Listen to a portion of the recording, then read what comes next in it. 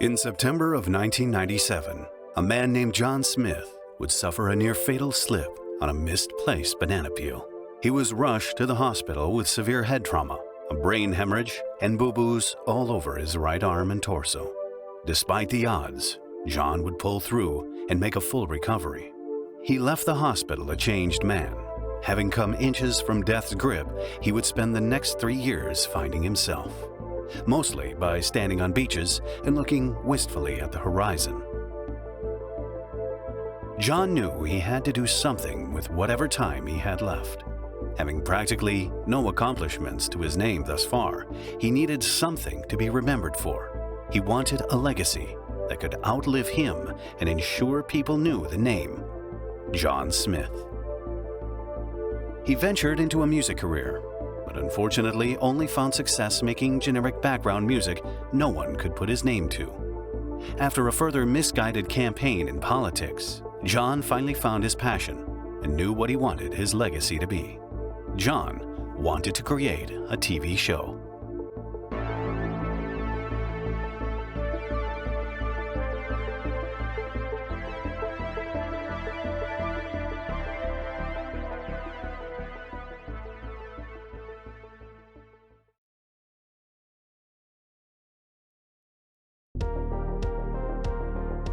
Coming up with a fresh new idea was no easy feat. John sought to think outside the box and find inspiration where no one else had. Eventually, he would find his idea. The show would chronicle the amusing antics of a mischievous but lovable local actor, Bingus Figglebottom. Bingus was born with an incredibly rare genetic abnormality, known in the medical community as Jim Henson syndrome. He had fleece for skin, ping-pong balls for eyes, and grew up to be only 30 inches tall. Doctors called him a 1 in 8 billion chance occurrence. He was beloved by children, but had aspirations of being more than cheap birthday party entertainment, and would enter the acting scene. John would discover Bingus after the two got into a fistfight over a stray dollar on the sidewalk. From this encounter alone, John knew this eccentric personality was just what he needed. John said to me that day that there was something about me that stood out, made me unique. I couldn't quite put my finger on it because, well, most of mine were broken in the fight. He told me he was doing a TV show and he wanted me on it. He said some other things too, but by that point the multiple fractured ribs made me pass out. I think he said something about my comedic potential. Or he might have been asking for a paramedic for dental, because I knocked out one of his teeth.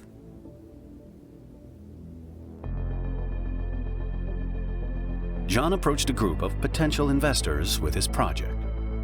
Remarkably, they struck a deal in a matter of minutes. Unfortunately, the deal they made was that if he left the building immediately, they wouldn't call the police. John was not discouraged. He turned to public access television, where he could broadcast the show locally for a nominal fee. Though he wouldn't be nationally syndicated, John found solace in the fact that his work would have been seen at least by one technician working at the channel. By late 2001, the necessary funding had been acquired. A second mortgage and a lien on his house later, John was on the road to success. He soon had a handful of cameras and rented out the best studio space he could find. To put on a show, John would need help. He assembled a team of the best and brightest talent he could find, including Orson Rockwell and Sigmund Goddard Schmidt. None of us had any experience. I genuinely think he chose us just because we're the only people that said yes. Either that or maybe like the sound of our names, I don't know. Because a guy called John Smith isn't getting noticed on his own. There's no way you could look him up. Actually, how did you guys do your research for this? Before filming could begin, they needed a script. The team tried the approach of throwing everything at the wall and seeing what stuck. Sigmund took this literally, and before long, they were down to only 2 cameras. Once a script was nailed down, it was time to do some more nailing down as the team constructed the set. Having spent almost all the budget by this point, They could only afford to build a shabby, sparsely decorated set from materials they had acquired under mysterious circumstances.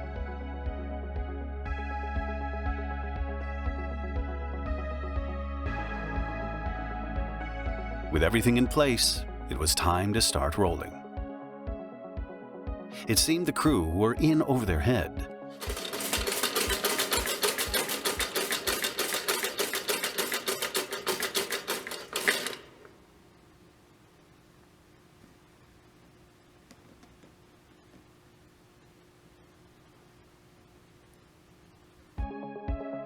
As time went on, the crew eventually found their stride.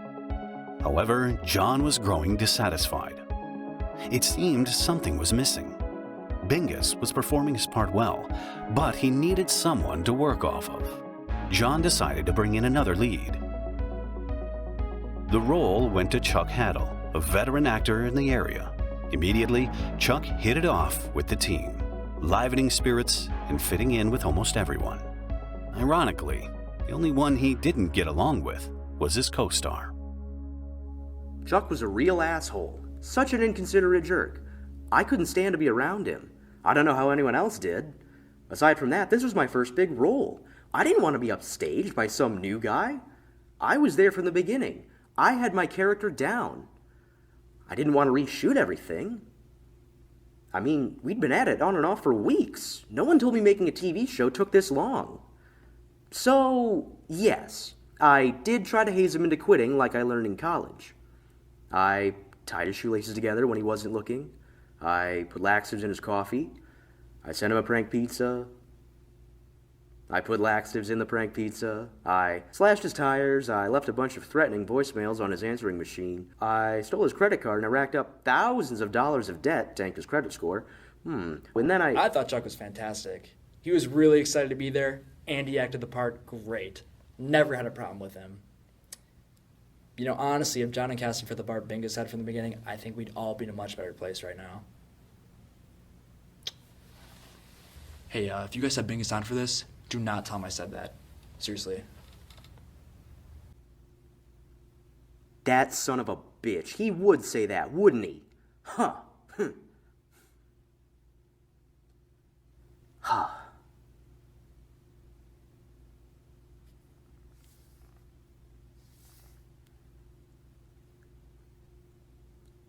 I mean, none of it worked. Chuck stuck around.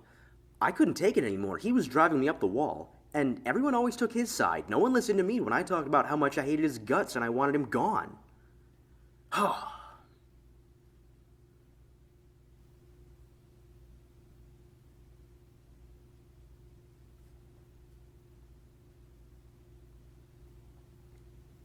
It was enough to drive a man to the edge. In a shocking turn of events, it became clear that hiring a guy who would get into a brawl over $1 might not have been such a good idea. March 31st, 2002. Finally, the last day of filming had come. Only a few pivotal shots remained. However, Bingus had missed call time and wasn't answering his phone. When they turned on the news, it became clear why.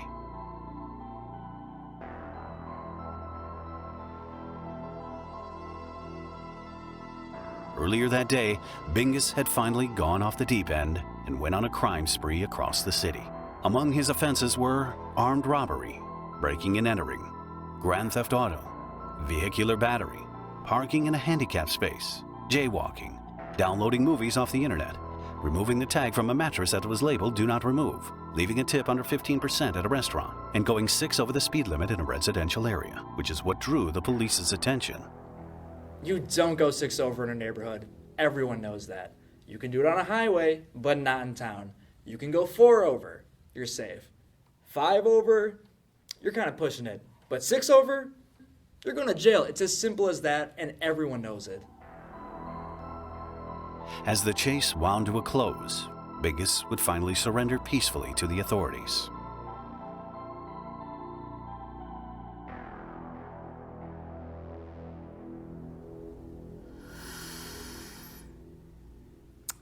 In my defense, I think most people would have done the same. it all went down live. John and his team watched as their lead actor was carted off to jail.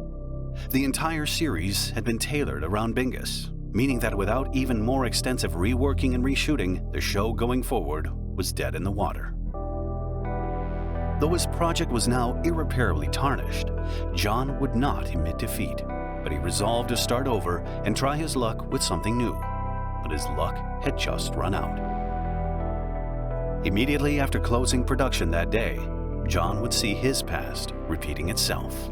While making his way out of the studio building, he would slip on yet another banana peel. The fall would break only his funny bone, but no one was laughing when the incident proved fatal. Though his efforts may seem to have been in vain, John Smith is remembered fondly by the team he assembled and the family he created. Yeah, John was a great guy. He always had a smile on his face. I never knew a guy that had more charisma or enthusiasm. I can tell you this much. It was the best car dealership owner I've ever worked for. I think he was a good guy. His heart was in the right place, but maybe it just wasn't meant to be. Oh, the director? That John Smith? Oh, that makes a lot more sense now. Yeah, no, the director, John Smith. No, I mean, really didn't know him that well. Do I feel bad about how things turned out? You're gonna ask me if I feel guilty for all those crimes I committed? For putting the show out of production and costing everyone their jobs? Crushing John's dreams? Tormenting Chuck? Ruining the lives of anyone unfortunate enough to cross my path that day? You want to know if I see the distraught faces of all the people I've hurt as I lie awake at night racked with guilt? You ask me if I have any remorse for the things I've done?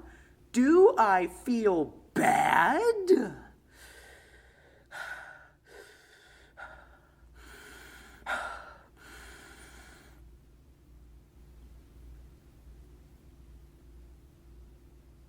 No, not really. Fuck 'em. That's life.